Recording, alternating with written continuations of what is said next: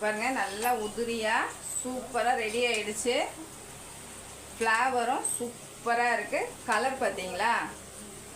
அது ஒரு 3 கைப்பிடி புதினா எடுத்திருக்கேன், 2 பச்சை மிளகாய். இப்போ இதை நைஸாக அரைச்சிட்டு வந்துடலாம். புதினா சாதத்துக்கு தேங்காய் எண்ணெய் ஊற்றி வச்சுருக்கேன்.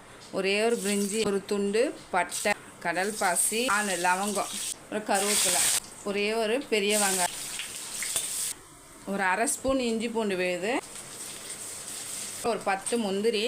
சிம்மில் வச்சு ஒரு 5 நிமிஷத்துக்கு மிக்ஸ் பண்ணி கொடுங்க. ஃபுல்லாக மூடி வைக்காதீங்க, கலர் உங்களுக்கு சேஞ்ச் ரொம்ப டார்க்காகிடும்.